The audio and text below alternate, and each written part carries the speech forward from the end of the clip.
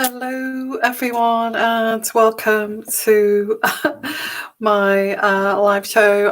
I'm using a different kind of a different laptop here, and it's a new one, so it's focused. I feel it's focusing in and out of. So we'll have to bear with me with this if it's focusing in and out here. So hi, everyone, and welcome to my live Ask Me Anything show. So what I'm going to, and I hope we've got a good connection. If you're watching, just let me know if it's a good connection and it's a clear picture and all of that kind of thing. It's a new kind of computer that I'm using, and I hope it's got a better, clearer picture on this one. So let's have a look here, and I'm going to start with, while we're waiting, and I've got myself a little drink here, being a bit naughty. It's actually a coffee liqueur, so it's not that kind of strong, but it's Sunday night and I'm just relaxing here with you guys, okay? And I just let me know if you're watching, if the picture's okay. I hope so, otherwise I'll have to end this live show. So cheers, guys. So I'm going to start with here a daily read, and I think I need a daily read because it's that kind of situation. Well, not just me. I think energy-wise, I'm picking up for quite a few people that I just feel it's the way things are at the moment with the world and what's going on. And I won't go on about the COVID. Okay, let's have a look here. Is Harry really coming back to the UK? Apparently the Queen summoned him to return because he and Meghan interfered with you. Yeah, Sarah, yes, I did. Sarah, yeah, I'll answer that for you. I actually did a reading today about that because I've done a part 1 and a part 2. So if you want to catch up on that, please do. And that'll explain that to you, okay? But if you want a quick answer, yes, he is coming back to the UK. I think he's got to. I feel that Harry has stepped over the line. Now, some people are saying it's because of tax reasons. I don't feel that the royal family will kind of try to get around that somehow. They're quite clever about taxes abroad, and I don't feel it's that. I think it's I think it's to do with interfering with politics and actually still having royal titles there. Yeah, what I pick up here intuitively, it's not so much the tax reasons, but because there's been a complaint to the British Embassy and also to the UK government. Okay.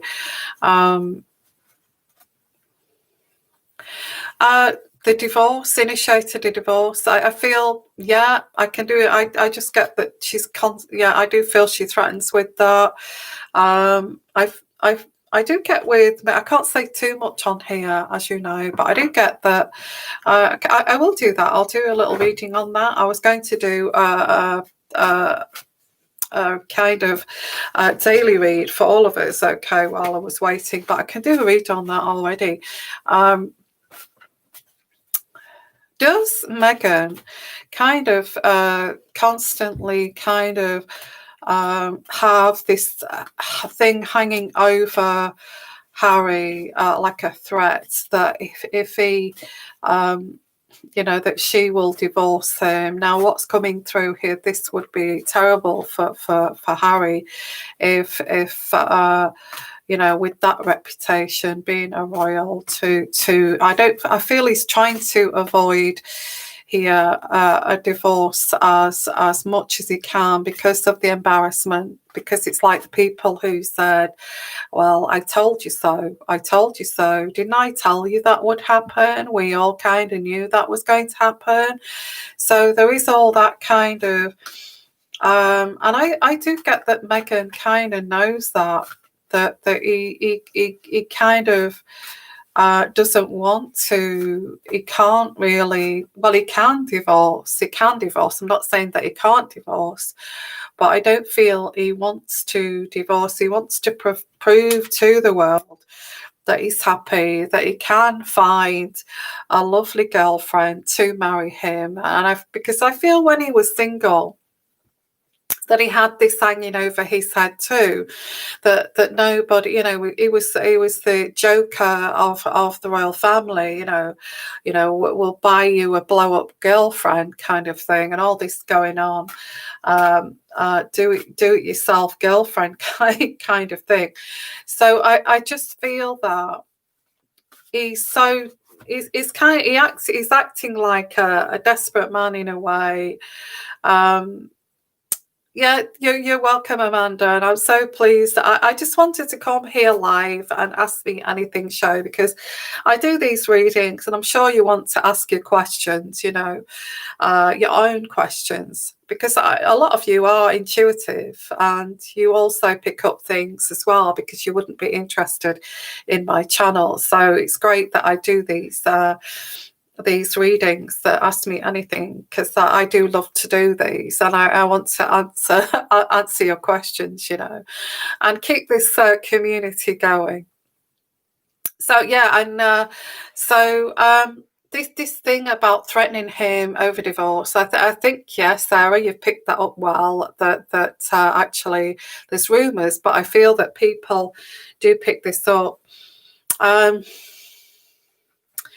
I just feel that there's a desperation to, gosh, the UK citizens have paid for this 16 million wedding. There's no way that we can divorce. And I feel that Harry, she controls, I feel she wears the trousers, definitely. I don't want to say too much on here because I've got to be careful. I think a couple of followers have said to me, be careful, Yvonne, what you say. And I think I'm going to take that on board. So I feel she wears the trousers, and you can interpret that how you wish. I also get that Harry would be, and I to a certain extent also Meghan. Meghan does not want to get divorced straight away. She does not want to comply, want people to say, well, I told you so. They're trying to not satisfy the naysayers, especially some of the royal circles, okay. So I get that, I do get that, you see, with Meghan, I do pick up on Meghan, there is some kind of borderline issues there, personality.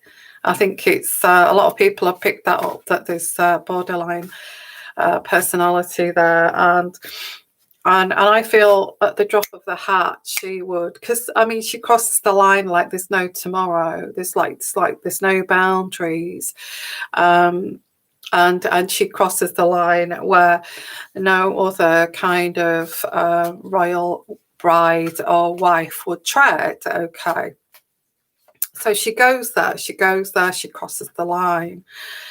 So when it comes to Harry, behind closed doors, let's pull a card out here. Behind closed doors, I do feel that she crosses the line there too. Okay. She's, there's this constant defending here. It's like so defensive. It's like a defensive. All that Harry has to do is say a certain word and it triggers, trigger. and she'll say something very detrimental to the relationship. Like, do you want us to get divorced? Do you want us to be humiliated? Do you want this to actually go down that road? You know, and it's kind of, you know, I'll try and challenge this, channel this if I can. It's kind of, you know, that something normal will be happening, and Harry will just say something like he does in his posh voice, and it kind of triggers her, whether it's his accent or it reminds her of, you know, how dare you try to control me, kind of. That's coming through. How dare you try to control me? I'm not going to be controlled. And it's like on the defensive. I don't feel that Harry kind of has met this before in his life. He does not know how to deal with this. So I get this, like, Harry may say, oh, you know, wow, this like, I don't know, this chicken's cold, you know, because he's used to, you know, a silver spoon in his mouth, and he's used to being waited on and everything piping hot, and not having to worry about this. And it's the slightest thing, like, oh, this is not hot, you know. And it's just kind of saying, really, it's nothing, really, no big deal. And she instantly feels like some kind of slave and brings racism or something like that. You know, it's all right for you, for where you come from and your privileged upbringing, but I know that, what about, you know, it's like, what about the Africans who have to have, you know, they don't even have cookers. They don't, you know, that kind of thing. I'm not saying this, I'm not trying to, but it's that kind of thing. And it's, and also flies off and does kind of, it makes him feel as if nothing he can say is right, and it can be a simple thing that he says, and it's misconstrued, and it's even his accent that's irritating her. He's even trying to change his accent for her to make her feel more comfortable, because he feels desperate. He doesn't feel that he's going to find a woman, especially if he's going to have to get divorced. You know, a divorced kind of Harry is to him, it's like, nobody's going to want to be with me if I'm divorced. Because I feel divorce in the royal family is a big stigma, especially now, especially with William being very successful in his own marriage. And I've been a very great father, fantastic father. And he kind of looks at William's marriage to Kate as some kind of role model. So he's kind of looked at Kate and William's marriage, and he's always wanted that. And now that he's got a so-called marriage with Archie, a son, he's trying to protect that. And a lot of you are saying, oh, I think, you know, he should be saved. I feel he's trying so hard to make this work and not have this go in the direction of some kind of divorce. Does she have this hanging over her head? And I know I'm going into detail here, but that's how I do my readings, okay. She's very defensive. Yeah, I get defensive. I feel she's defensive, and she'll say, do you want me to be married to you? You know, do you want me to stay with you? Because if you say those things or behave that way, or you try to trigger me in that way, I'm not going to. I don't want to be, you know, I'm pretty tired of this marriage. I'm pretty tired of this. And walks out and makes him feel like this is not going to work. But let's have a look after she said that, after she's kind of said this controlling kind of thing, because borderline people go away after they've said something, go away and feel shame for saying that, okay, because it's something they can't help. It's like they just say things and they just kind of blurt things out, and it can be very damaging and very destructive. Okay, so let's have a look at this in terms of when she says it and then she walks away, and she gives, you know, she makes him feel so bad about it. She makes him feel lonely, alone, isolated, goes to friends, goes to her mother, goes to wherever, because he's pretty isolated there. How does he feel? How does she feel?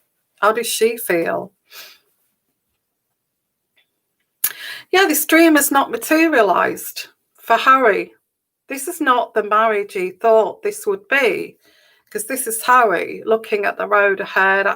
You've seen this card before, and this is Harry, very confident, looking at the road ahead, but Meghan won't allow him to be this confident. And it's like it's in reverse.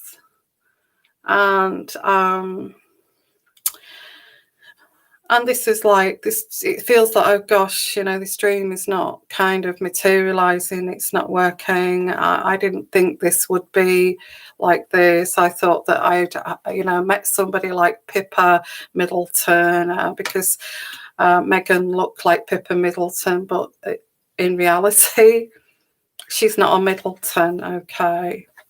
And we've got the Tower around this situation with Meghan and Harry. Okay. The Tower, I would say, yes, the Tower is always threatened here at Harry. And in his private moments when she goes out or she lets him simmer after she's said these things, he kind of thinks to himself, this is not what I thought it would be.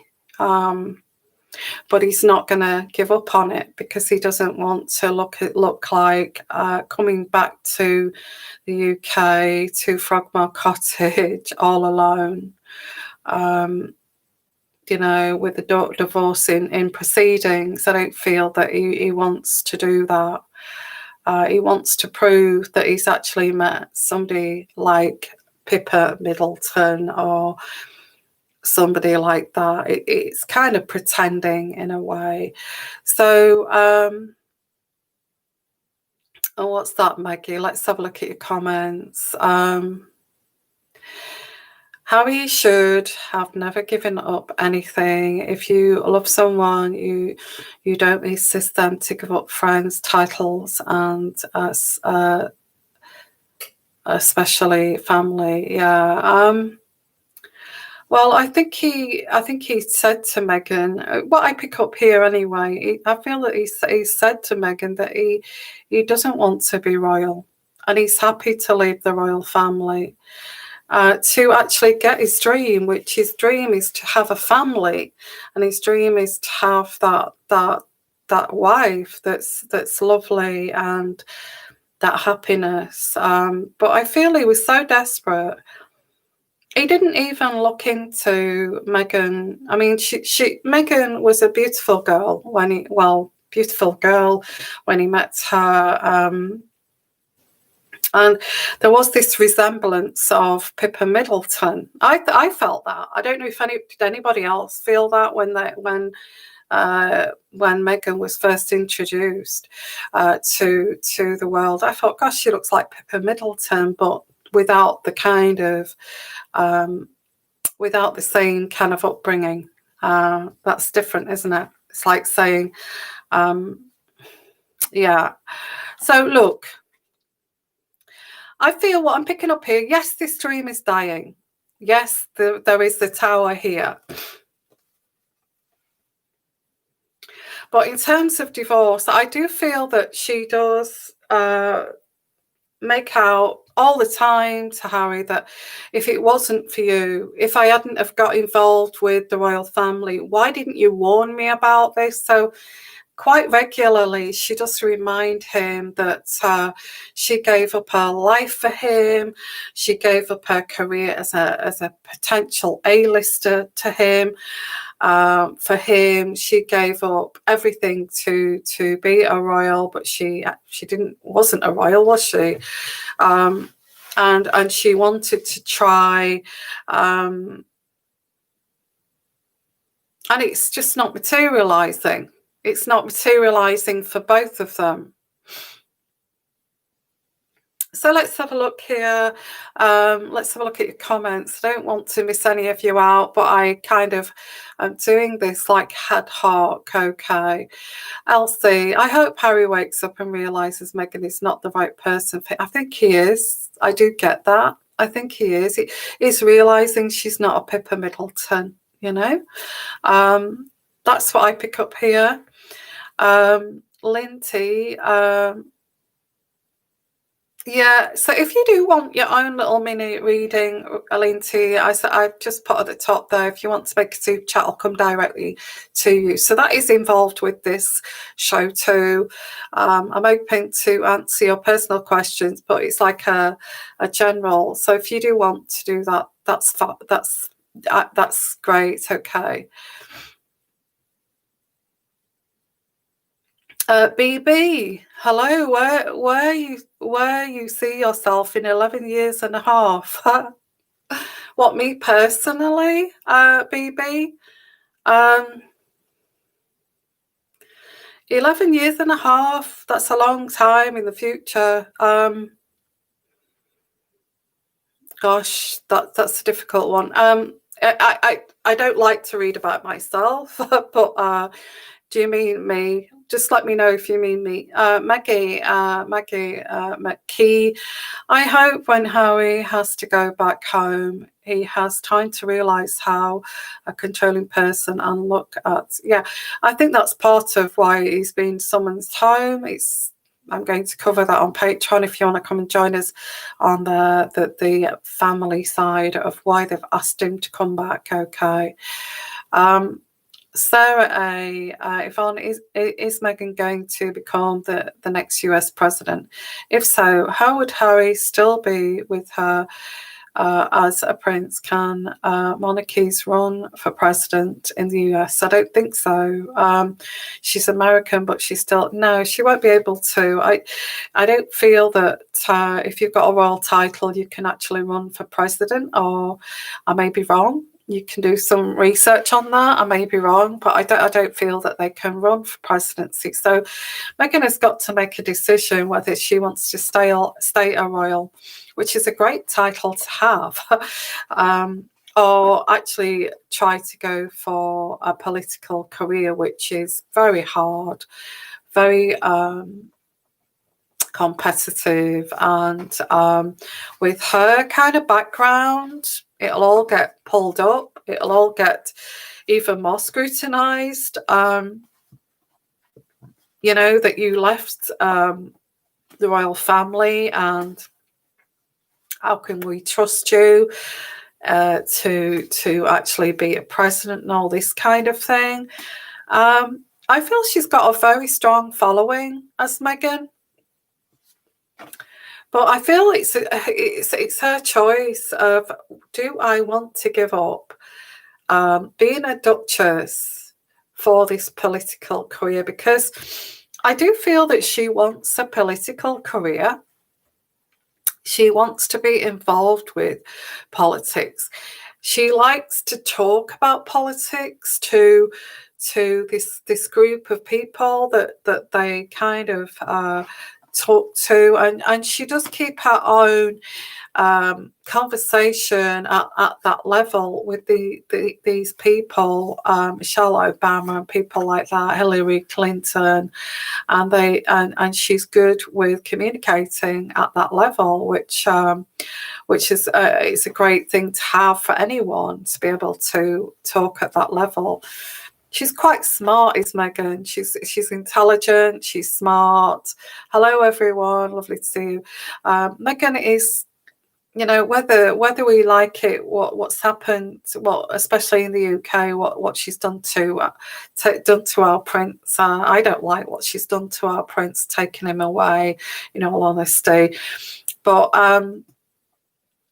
whether she's done that or not, she's quite smart. She's intelligent.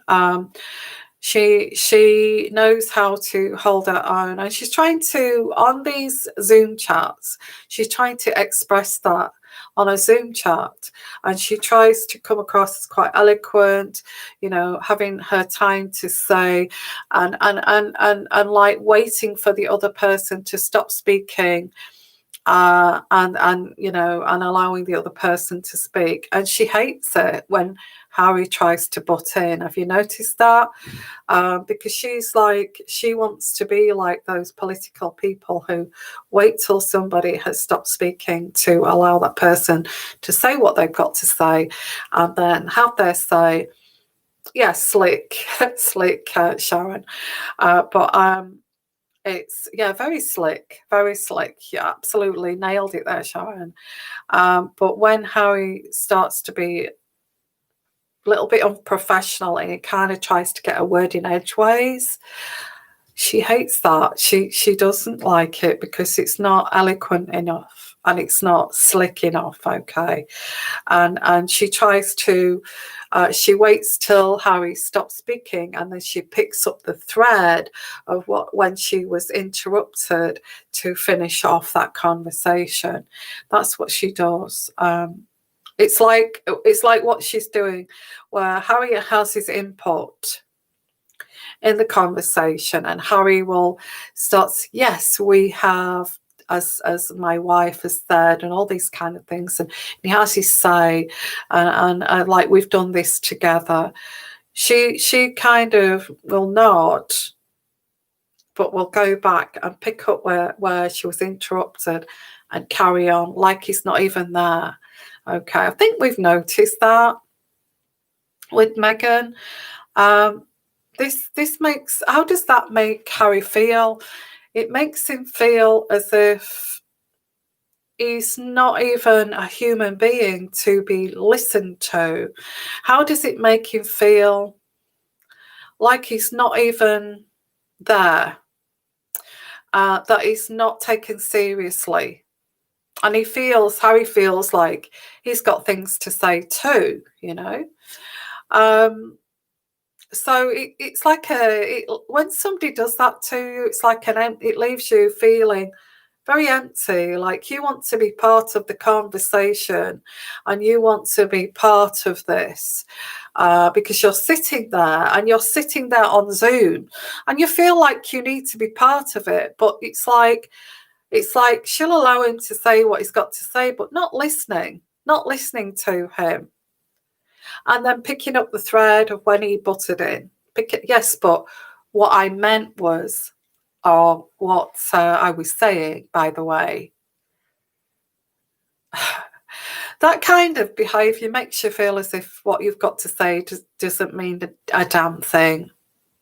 Yeah, Sharon, you're right there. So, yeah, so thank you for coming, and I really appreciate it, because I love this kind of thing when you ask questions and come as a community. Okay, and if I do miss you out, I'm sorry, I don't mean to. Okay, it's not deliberate. Don't think it is.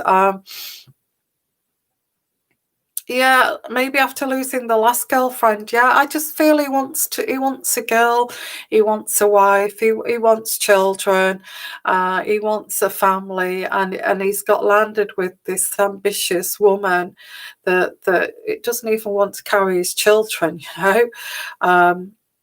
That's the way this comes across. Maggie McPhee, has a lot to learn. She had to get into history, political science, and especially English. Exactly. She can't even speak a sentence. Okay. So I really feel sorry for Harry, Maggie. I've always feel that he's jumped in the deep end. Yeah, I think he's out of his depth.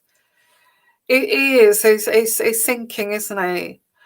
And how long will it continue? And when will he get a divorce? Well, I did a reading about that. I feel that this divorce, that you know, Harry's going to fight for this to the bitter end, and also Meghan is not going to leave this marriage, because, you know, she needs him. She needs him to sit by him, and she's not going to leave. So we've got one person who is not going to let Harry go with this royal, you know, who would she be without Harry, kind of thing. And on the other hand, we've got Harry, who's so desperate to hang on to his wife. That's why he keeps saying his wife, my wife. He's trying to just try to force feed everyone that this is my wife, you know, this is my wife. And he's trying to make it work, bless him. So I don't see any divorce on the cards yet. I feel it's very complex. And how long is this going to go on? In what respect, Sharon? When will it end? When will all this end, I see?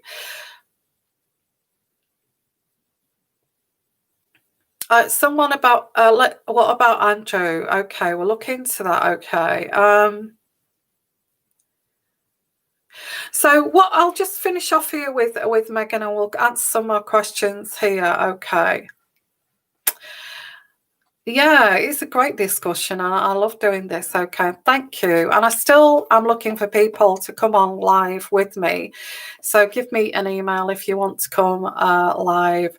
That'd be great. I've got another computer now, so I've got to work out all of that. But yeah. Please contact me, give me an email. Okay, I'll put that in the description box later on. So I get here,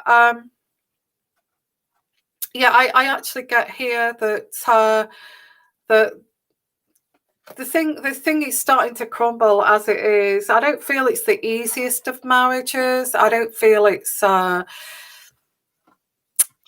the two kind of things married together. It's like it serves a purpose. It serves a purpose. So these kind of relationships are toxic, and they do tend to last for a while, until somebody actually kind of gives up. I don't feel it's going to be Harry that gives up, but I feel he may get some kind of outside company later on, because he needs somebody to talk to, I feel. But I get the Tower. So the Tower is crumbling as it is at the moment, but they're hanging in there, okay. In terms of, yeah, I get 8 years. 8 years from when they married. I get here that this is going to hang in there. I don't feel this is happening just yet. As somebody said earlier on, that does she threaten him with divorce? I feel she threatens him with, do you want to be alone? This is what relationships are, and I'm sick and tired of you. I'm sick and tired of you. You know, and she does kind of cut him off quite a few times, and kind of, you know, he serves a purpose for her, and she does for him. She does for him. And it's sad, because I feel that Harry just wanted somebody like Catherine, in a way. Yeah, I am, Amanda. Let's do your question there. A bit about Andrew. It seems he has gone quiet. Well, I said that I did a reading on that he's gone into. Do you remember? I don't think you probably don't remember. I did that reading a long time ago, that the Queen will put him into hiding and out of the way for a long time, okay, and you know, we won't see him. I think I did a reading on that. I can't remember, but I may have, yeah, somewhere there's a reading on that Andrew, the Queen, will he will be in hiding, Sandringham, maybe a property in Scotland, But yeah, he's been told by the Queen to keep out of the way. Don't go public. Don't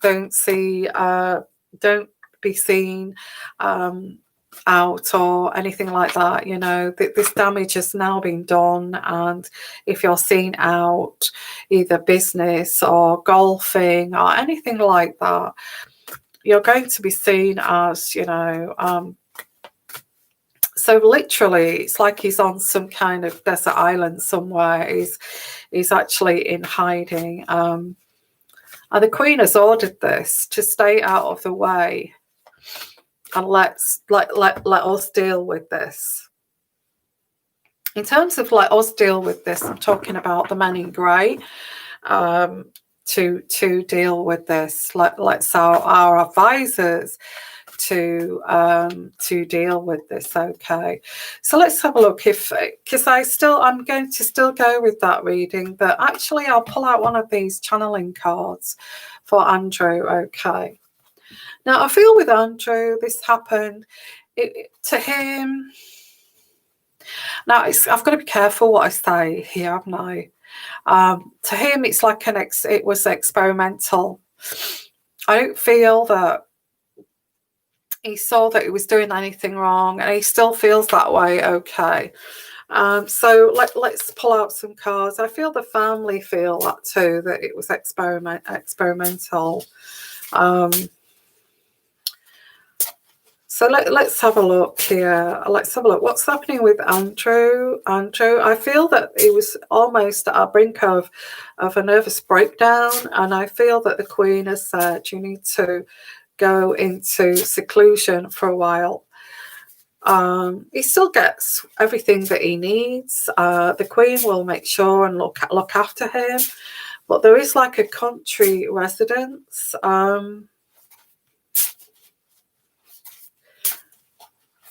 Let's have a look. Now I'm pulling out a green one.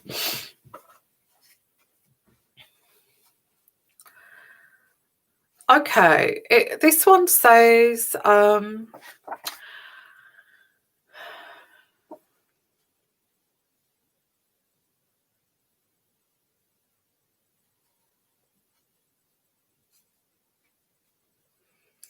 okay, this is like it is something to do with stress. Okay, and I'll show you the card, and it says I can't read it there, but I'll show you what that, just give you a glimpse of what that says.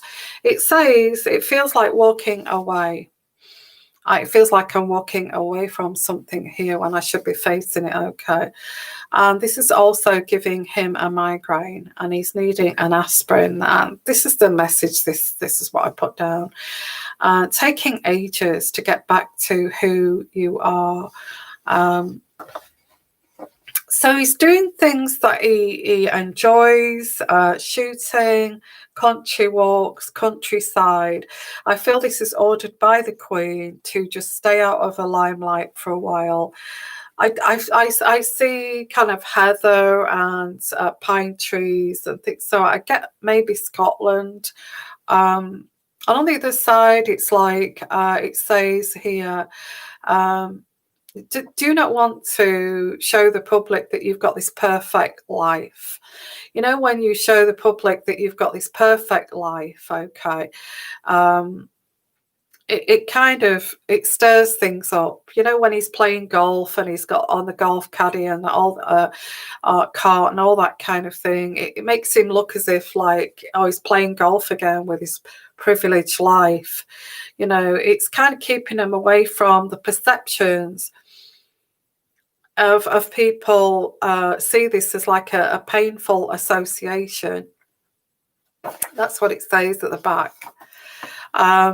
When they see him getting along with his life, playing golf and all that kind of thing, they see it as like the perception is he's got this perfect life, while these girls are not getting justice. So the Queen has said to keep him in seclude. That's why he's not been seen for a while. I did a reading on that actually. Will he face the music? I think I've done a reading on that too. No, I pick up no.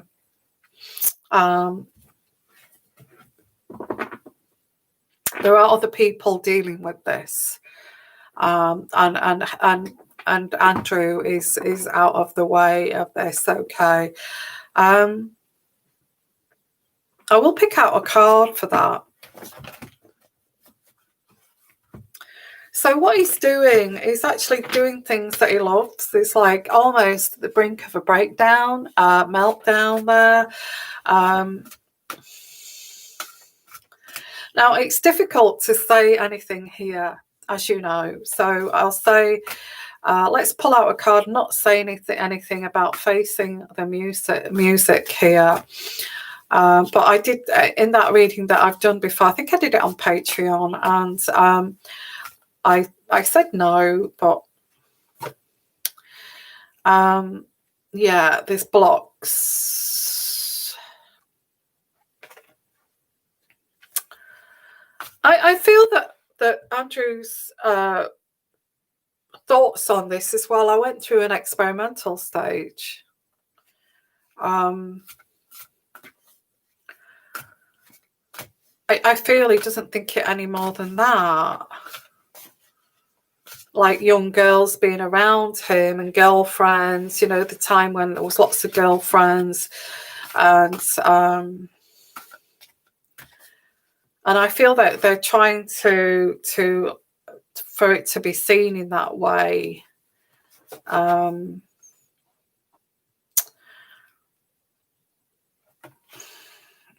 do get Fergie with him too. So I can't say too much on here, but all I'm going to say here about Andrew is that the Queen does love Andrew, and I do get that she realises that Fergie and Andrew do love each other. There was lots of mistakes there. And we get the moon card, so there's lots of hidden things here that he knows and he's not going to confess to or anything like that. So that's all I'm going to say here. So I'll go with the reading that I did before, and it's all there for you to see if you want to go and have a look. It's about this, and it says that I said that the Queen ordering him to go into seclusion, because the more that he goes out golfing and things like that, it's perception that, you know, he's got this perfect life while these girls are not getting justice, and it's just stirring up the pot. So you go and do that. Also, that is pretty much melting down over this. Okay, so that's your questions answered over that. I can't say too much, as you know, here about that. What's that? Art Girl. Hi, Art Girl. How are you? Oh, hi there. And fans reported that Meghan refuses to return the royal jewellery. It was not given to her officially. I don't feel she's got any really important jewellery apart from the engagement ring, which she's allowed to keep. That was part of one of Diana's rings, wasn't it? Or jewellery he had made. I don't feel they can take that from her. That's a gift from Harry. In terms of, I don't feel there's any. Yeah, I feel that I get a pair of earrings. They're like blue sapphire earrings that she's not returned.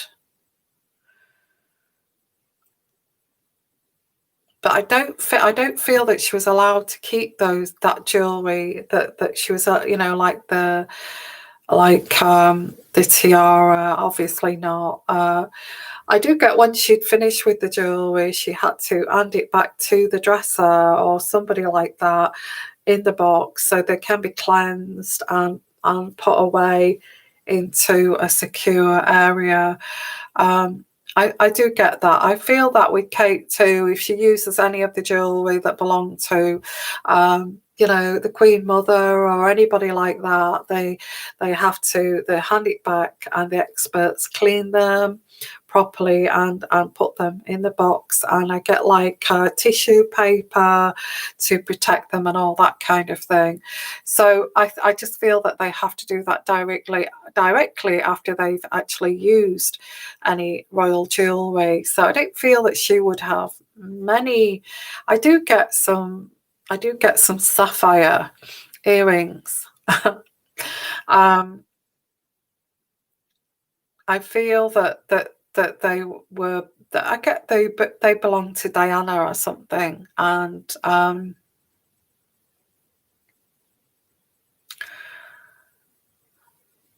yeah, I do. I don't know whether she's given them back but I do get like I pick up on some blue coloured jewelry. She changed. She did change the engagement ring. She certainly did. Yeah, no problem. So I always answer with fine detail. Hi Shanley. Will Andrew marry Fergie? Well, I feel that would be not on the cards at the present time. I feel if they did that, sorry, I've got an itch. If they did that now, it would look like a phony move, and it'd be like everybody would say, "Oh, that's a cover up," because of what's going on with this, with what's going on there with these girls. And so no, I don't see that happening. If they did, it would be in private, and it'd be like a civil kind of wedding. It wouldn't be. It would actually be quite private. So that could be in the future, but I don't feel that I feel that Fergie, Andrew, are pretty much in isolation, away from the royals, away from William, the children, away from in succession to the thrones. So if he does come onto the balcony, I don't feel he's going to attend things for a while. I feel he's literally in kind of hiding at the moment, not to get away from the police. But I feel this came after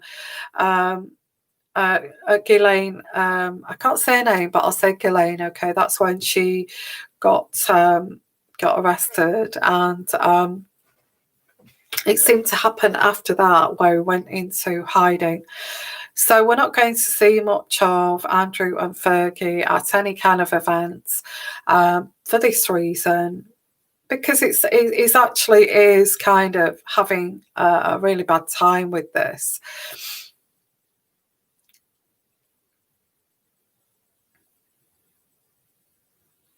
I feel there's talks of like a civil wedding. Yeah, but the public won't get to know. It's like a private affair. It's like a private thing. Like the daughters are there, and just a very small kind of gathering. And it actually could be no, I don't feel it's yet. No, I don't feel it's yet. I feel it could be later. I get at the age of, I don't know, I get the age of like maybe late 60s, something like that. Yeah. So there could be, I don't feel that, I feel that Sarah and Andrew are pretty much out of the royal family in terms of us seeing them now for their own protection, and also so they can actually live a peaceful life. Okay.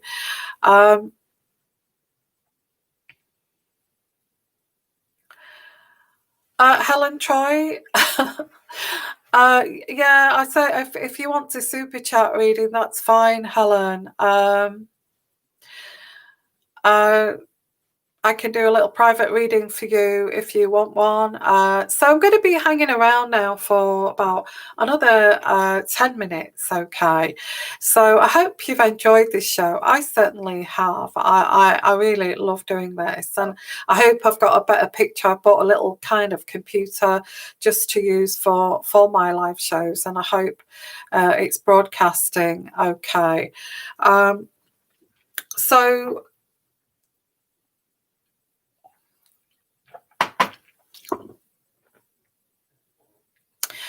10 minutes, okay. So if you do want your own reading, let me know. I just make a super chat there. It's clear. Wow, that's great. So I'm going to be using this little computer, my new computer, for this reason, for live shows, okay. Thank you. So what I'm going to do, guys, I feel that we need a daily reading, and I've just really thoroughly enjoyed chatting with you and all of this kind of thing. It's been really great, and this is what I love to do. So what I want to do is very quickly a daily read, and what I get with a daily read, and I'll quickly try to get through this, is, and if you can't afford your own personal reading there, this may help you, okay. Let's have a look here, because with the way things are going on with the world, okay, and I keep going on about the COVID, it's just making things a lot difficult for all of us. It's making people crazy, it's making people lose their heads, making people not know what's happening, and where is my job going, what's happening. So let's have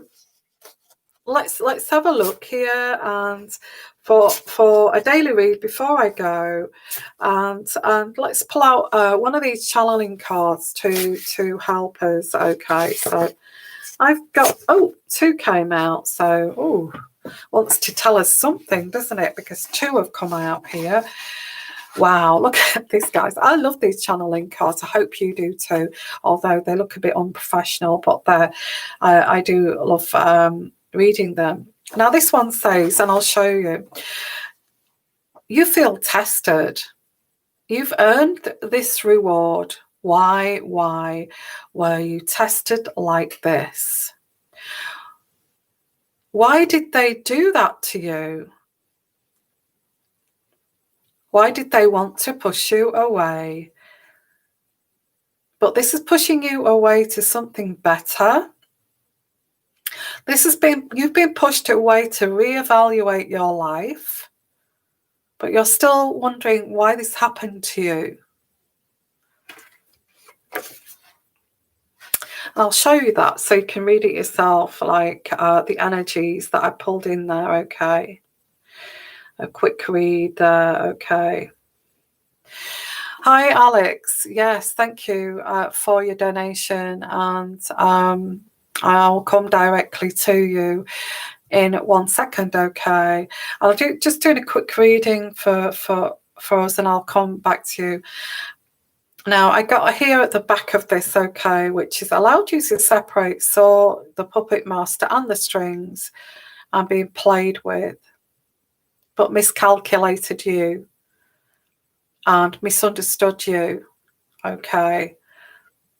All they had left was to manipulate, to actually keep you. So the manipulation was to actually keep you, and the yellow card here, true friendships are there through warfare.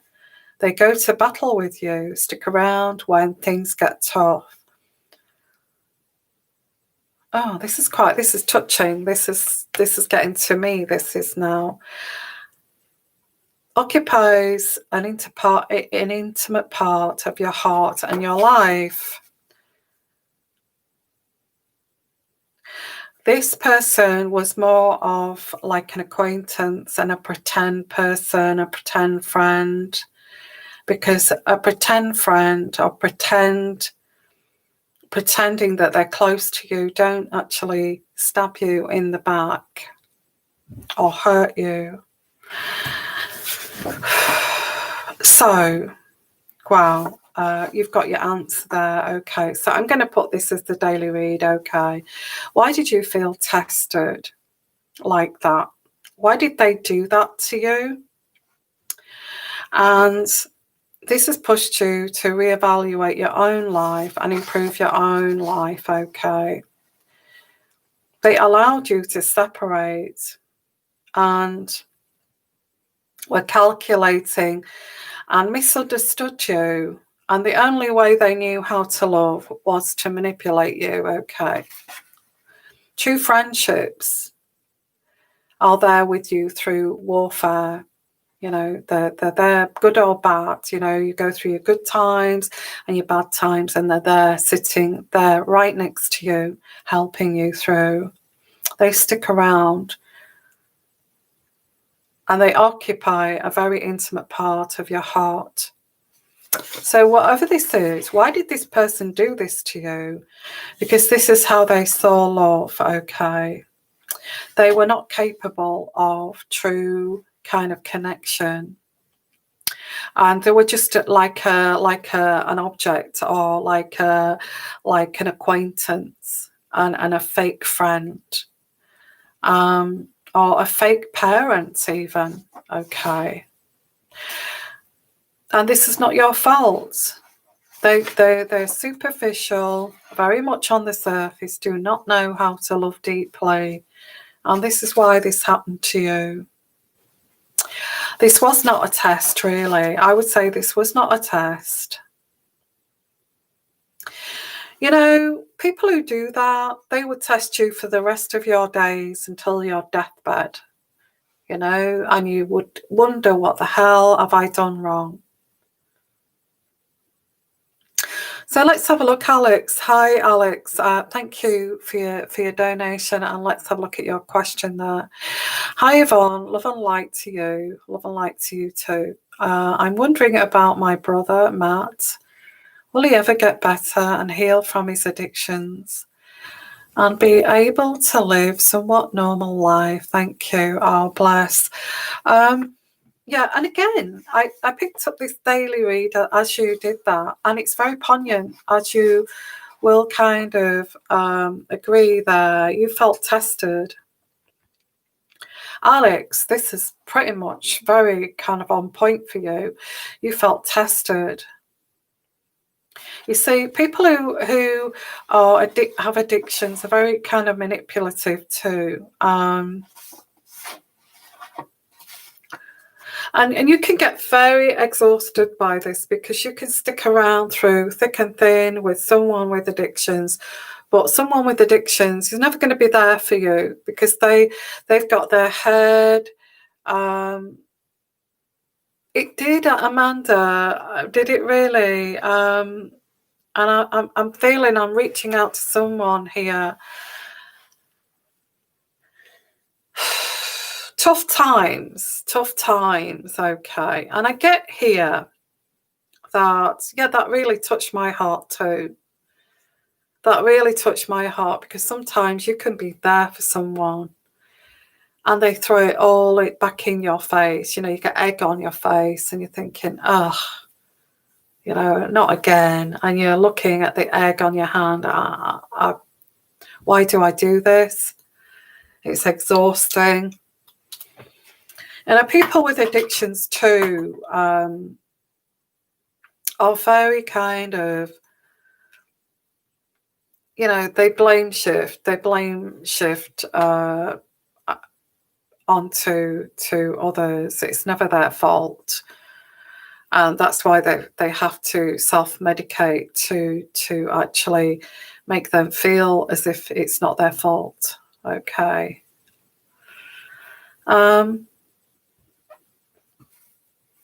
It's difficult to say why he does that, why he self-medicate, Alex. I'm going to pull a card out for you. Why does he self-medicate? Because I get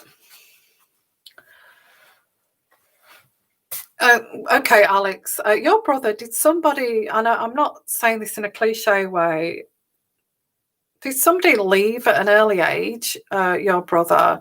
Because I get, and I'm going to pull out this, and did he have to kind of go out in the big world quite young, your brother? Did both of you have to do that? Just let me know, Alex. I don't want to pry too much. Did you have to fend for yourself because you had alcoholic parents, or your parents did not, did not kind of... Right, let's have a look. Now, I get here, Alex, and possibly you don't want to answer, but I get here, this card here I pulled out, which is a pink one, okay? And I'll just read what it's got to say. It says here, true to yourself, you have a unique connection here with your brother. You remind them of somebody from their past, a past connection here. Maybe your mother. Yeah, there you go. To look up to. Yeah, I feel they tried, but they weren't that great of a parents. Okay, there you go. And this is what I picked up with this. Okay, Alex, is you have a unique connection with your brother. I feel you remind your brother of like a parental figure, or your mother, his mother that should have been. Somebody from the past connection, a connection that he should have had with his parents, okay? This person is on their way to you. What I mean spiritually, okay? They're on their way back to you. And I feel he's going to get better, and he will actually... he wants to, and I feel that you should not give up, because he's on his way back to you. If you chase after your brother to say you need to get off those drugs, you need to stop, will you stop this, and kind of thing, what this does to addicts is they run away, and it makes them worse, okay? And this is what this is saying, and I'll show you the card in a minute. They chase and run away. You chase and they run away. Stay cool, keep your cool, and be authentic. But also be playful. You have a soul connection. And I feel that you're older than your brother, because this is saying that there's a connection to this child, but it's like a child. It's not like an adult. He feels comfortable with you. And you have a nice connection together, Alex. I feel there's a little bit of tough love here to be given, okay? Yeah, wow, well done, Alex, because that's what I pick up here. So I'll show you the card. I'll show you the card that I pull out, and I interpret it. It's just words that I wrote down to pull out here. So I'll just show you that, so you can have a read what I pulled out. And if you can quickly read that. And I feel that's what you're doing. You're keeping your cool, you're staying authentic, but also playful, okay, and still there. It's a very difficult balance to make, Alex. Absolutely. I thought also you have to think about yourself, Alex. Life is too short. And I feel that you also have to look after your own well-being. That's coming through. We've got inner voices, and your spirit guide is saying that there is a special place here.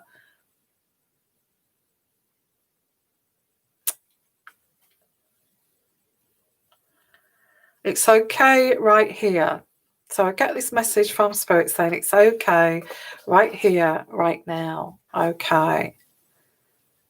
And it says at the back, because I picked out a yellow one too, you accept responsibilities for your brother. You're in control, but that's where you have to let go, because if you're in control of an addict, they'll allow you to be in control. You constantly overcome obstacles with your brother and help him clear the path to help him, but you need to do that for yourself too. That's what this is saying. Okay, so he's on his way back to you. You know what it's like. You know, Alex, you know what it's like to be around an addict. They seem like they're not even there. It's like they're in another planet somewhere, because they're just so pumped with drugs or alcohol, and it's like, well, they're not there. They're not there with you. They're not there with you. But that card there says that your brother is on his way back to you. So I would say yes, he will eventually. Is it alcohol or? Because I don't like the fact that it's affecting his health either. Whatever this is, he's on his way back to you.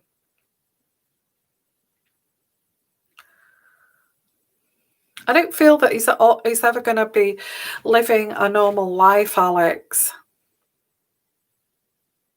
It's hard drugs. Oh, that's hard. But he's fighting. Underneath all that drug-induced, he's there, and he's trying to come back to you. Okay, he's trying to come back to you. Does that make sense? Okay, so hi, Prussian Millionaire. Thank you for your donation. Should I stay out of investment for a few months? I get yes. That came through straight away. Okay. I think you know why. I don't feel that I'm not going to say why, but I think you know why. I think you know yourself why you should stay out of investments for a few months. Okay. So let me pull out some cards here. Yeah, I feel that you're answering your own question. There, Pusher Millionaire. I think you know. Oh, I shouldn't really get involved with. I should really put this on hold, and for the time being.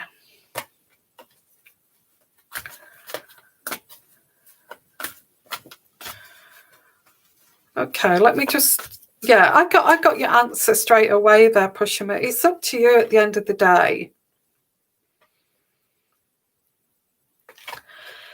But I get the healing card, and the healing card is we're kind of pretty much shackled, aren't we? And I don't want to blame the COVID situation and the depression that we're going into, and you know, the economy and all that kind of things, and you know, the chains there, we're shackled to this until we break free and heal from this.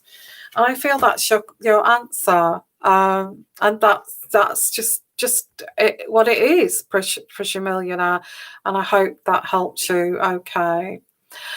You're welcome, everyone, and yeah. Yeah,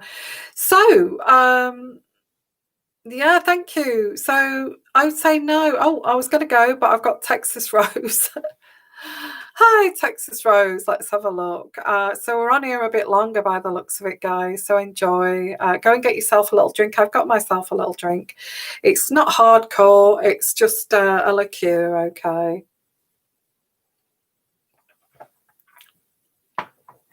What's Texas Rose? Thank you for your donation. What do my sister and grandfathers have to say to me? Oh, bless. I'm sorry about your sister's passing, because I think you have fond memories of your sister as a child. I feel this is the message that's coming through from your sister, is because straight away I got like a picture. I don't know if you're quite close to each other's age, like maybe 3 years, or but I get you playing together. And I get like a black and white photograph. So I don't feel that, Texas Rose, that you're that young, if that's not being too rude. I get like a black and white photograph, and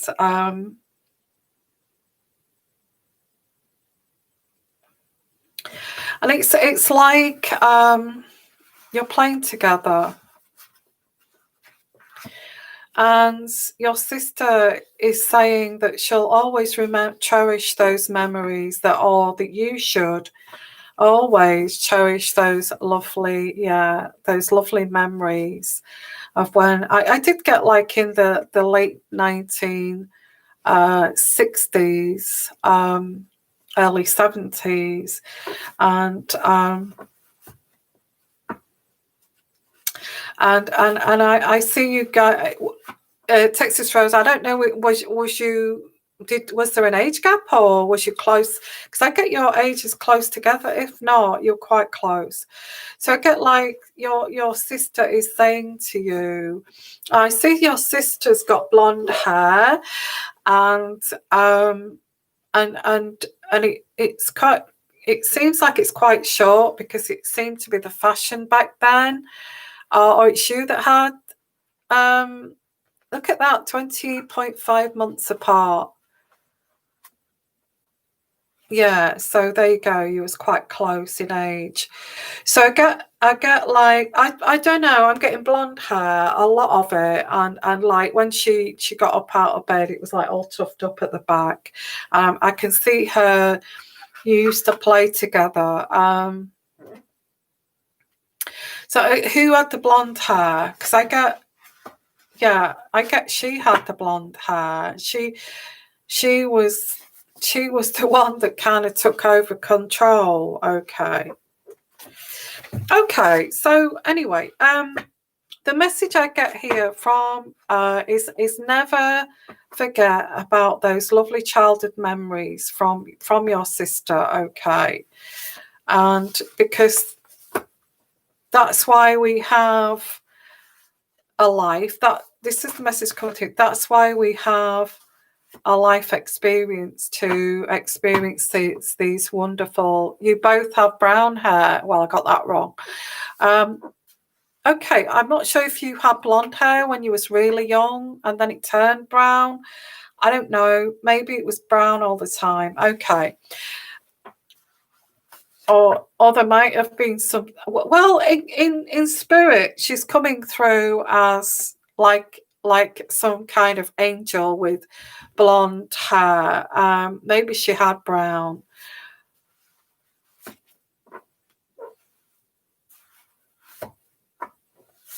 I'm not saying that brown-haired people aren't angels, but it's like it's really white hair.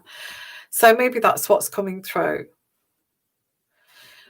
But I get this spiritual energy of you two playing together with your dolls, and it's you're so engrossed in the play activity that that the activity, it's like traveling back in time. This, I'm going back to some kind of so engrossed with the activity and playing with your dolls. I get a very sunny day, and this is the energies I'm pulling through here for you, Texas Rose, is that to not forget about those wonderful childhood memories, that they are priceless, okay. And I'm sorry that your sister passed so young. I don't want to say what here, I don't want to be cliche, but I get, although she passed quite young, she remembers those wonderful wonderful childhood memories. Okay, so also your dad, let's have a look here. I'm going to pull out some cards for your dad.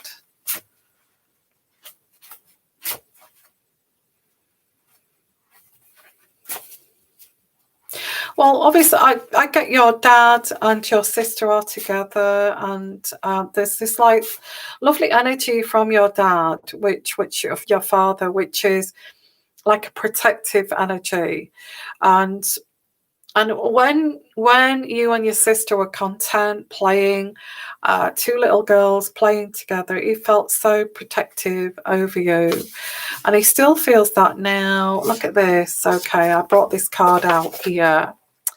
And I'm going to show you this. And there's a message here from Spirit. And I'm going to pull out this message. And this message says, you are beautiful. You are facing your own issues. But it says, be open to love. And be comfortable with you. It says here, rather than being hurt over relationships, learn from relationships rather than be closed off to relationships, whatever relationships they are. It says here, I feel like this is a message from your father, okay, that I pulled here. Be you, warts and all, whatever happens.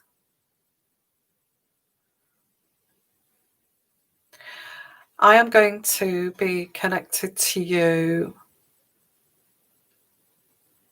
and I love you. So whatever that means to you, that's quite poignant, isn't it? So I did get that message.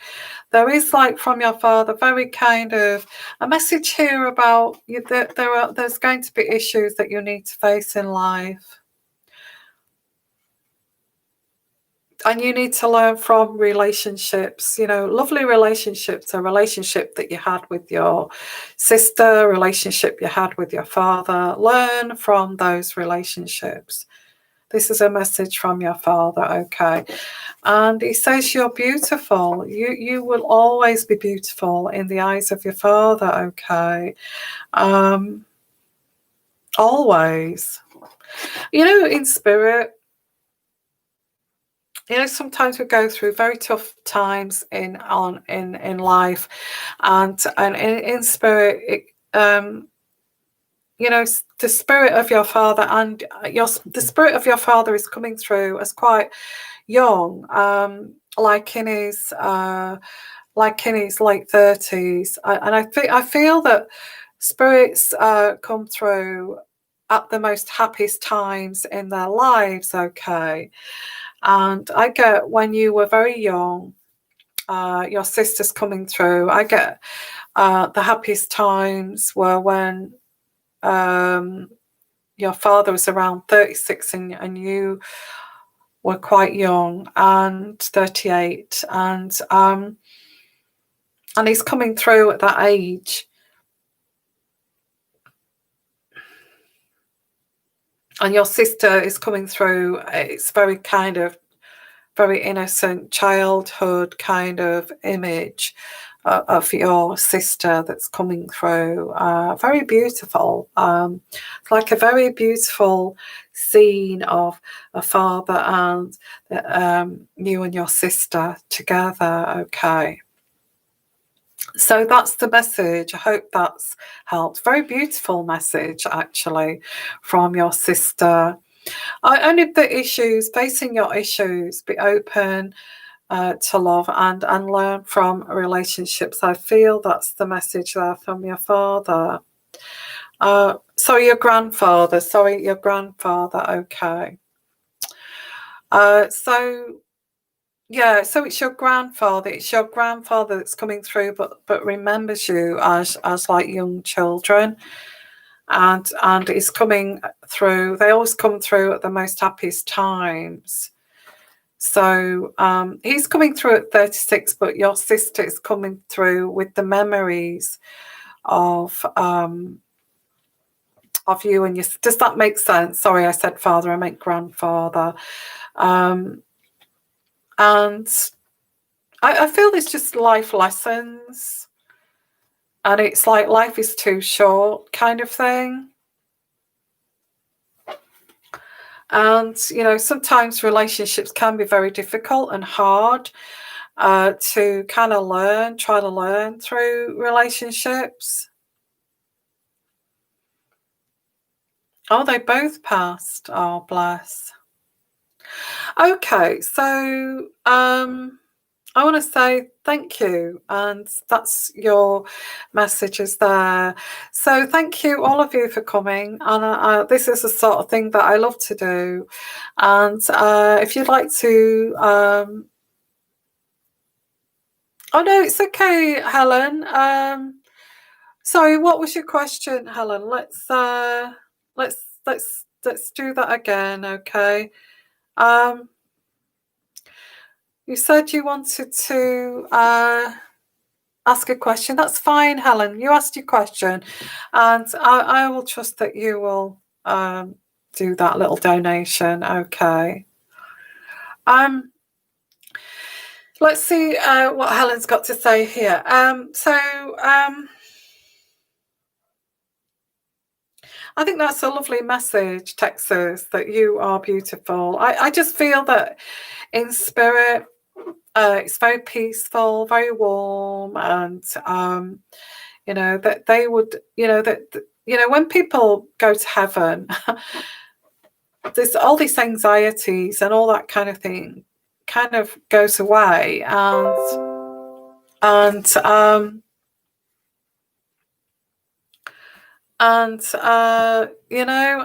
all those anxieties go away. And that's what you get, this image of people who are in spirit. They're always like who that they come across as who the happiest that they were when alive at an age. Okay, well, Helen, I'm just waiting for your question there.